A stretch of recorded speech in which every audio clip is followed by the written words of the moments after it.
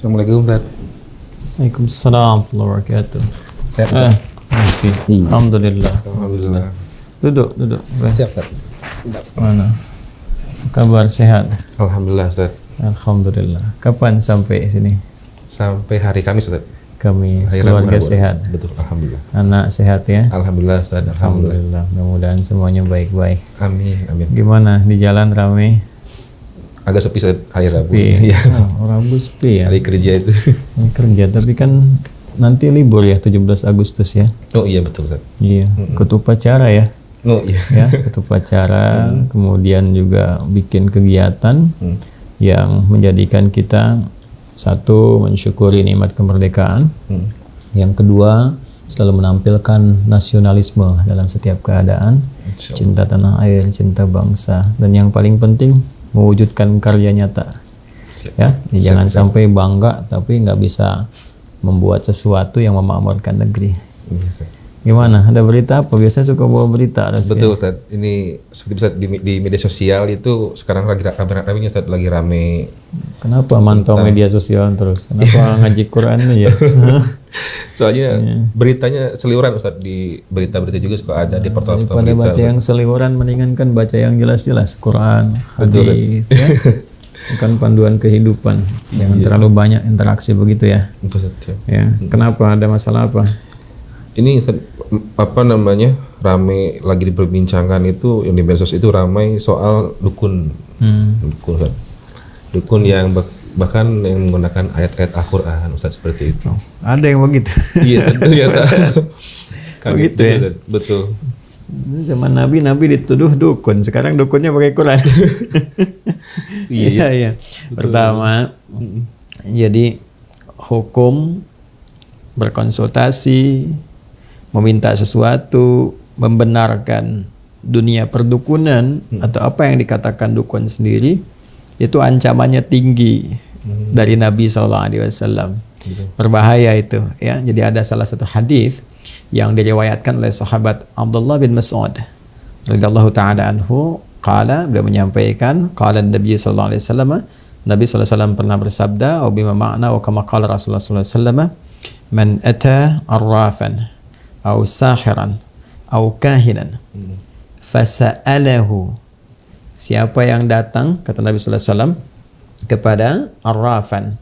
Arrafan itu orang sebut sekarang kayak orang pintar gitu kan. Nah, paranormal lah ya. Nah, macam-macam lah selalu dibahasakan yang bagus-bagus ya. Padahal juga jadi masalah.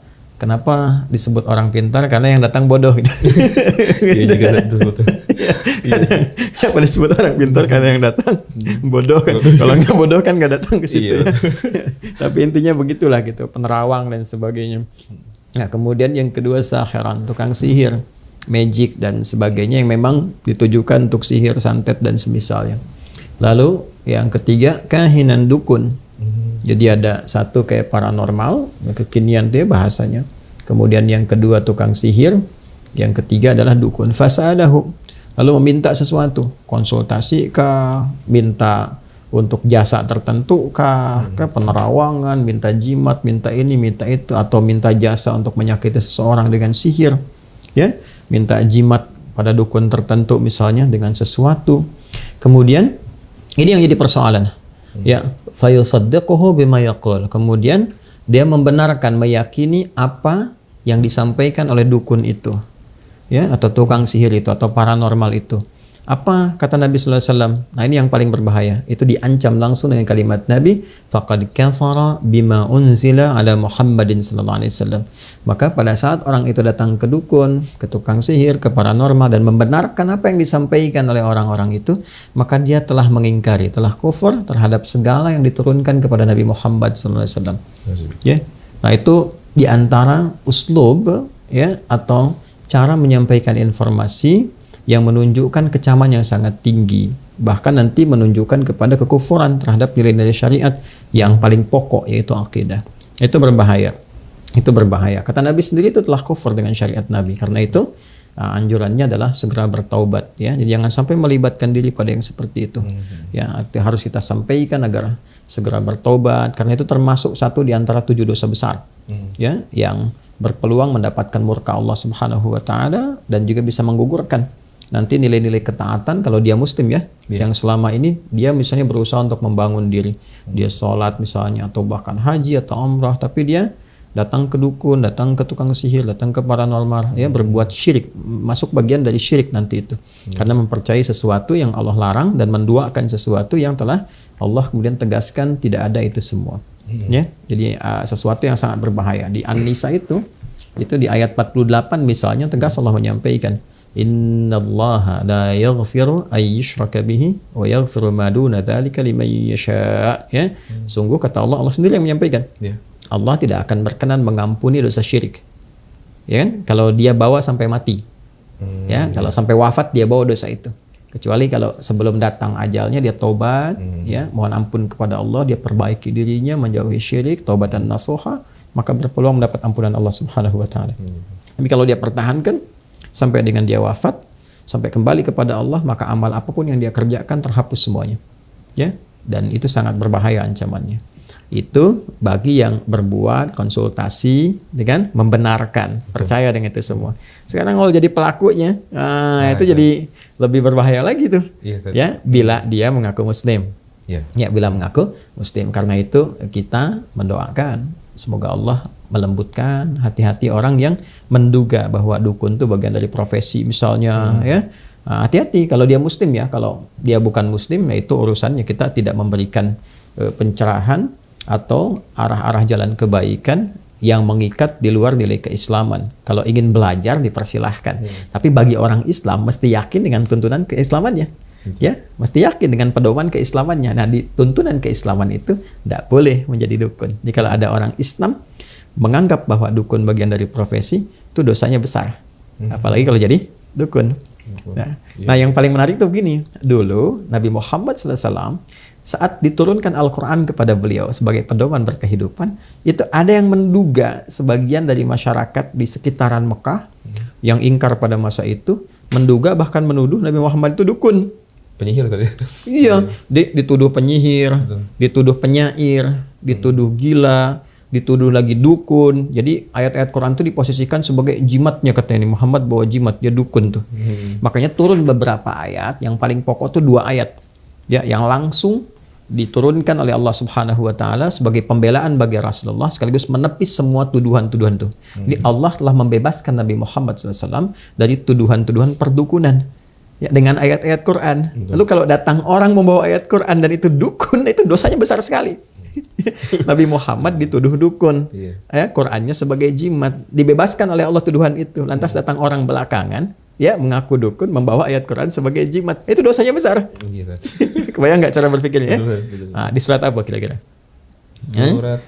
Di surat Al-Haqqah. Ya, surat Al-Haqqah ayat 42. Wa ma huwa biqauli kahin qalilan ma tadhakkarun.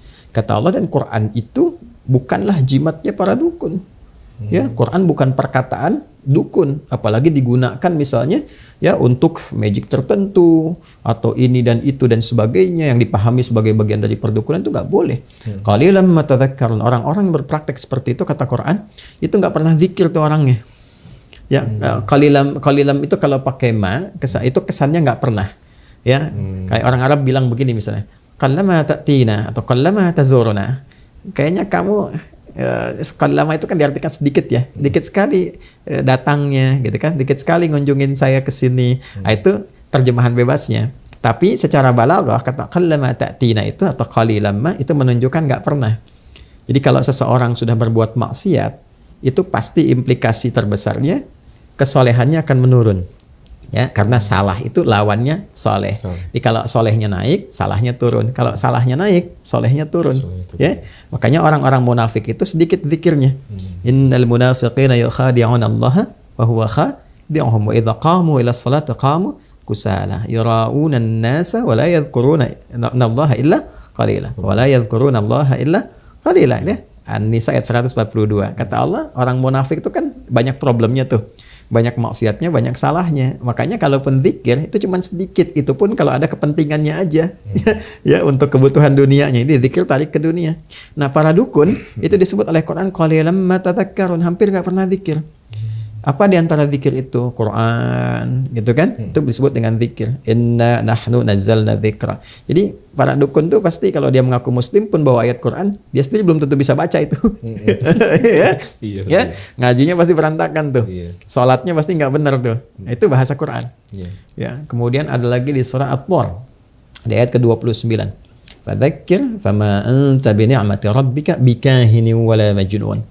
Ya, wadzakir, ingatkan, share, pahamkan orang, gitu kan? Kata Allah, ingatkan orang-orang itu, ajak pada kebaikan, doakan, sampaikan kelembutan, dakwahi. Kamu itu telah mendapatkan nikmat Allah. Kata Allah Subhanahu wa taala, Muhammad SAW, engkau dengan nikmat Rabbmu itu diberikan kenikmatan besar. Dengan nikmat itu, engkau bukanlah seorang dukun. Kau bukan pula orang-orang yang terduga mengalami penyakit jiwa, gitu kan? Disebut gila dan sebagainya. Engkau bukan itu. Engkau adalah orang yang mendapatkan kelengkapan nikmat dari Allah Subhanahu wa taala. Jadi artinya hal-hal yang berdekatan dengan dukunisme, ya, paranormalisme, sihirisme dan sebagainya, itu menjauhkan seseorang dari nikmat Allah Subhanahu wa taala. Dan kenikmatan terbesar itu ketika seorang hamba tersambung dengan Allah lewat zikir. Paham nggak? Ngerti ya? Jadi yang begitu satu diabaikan.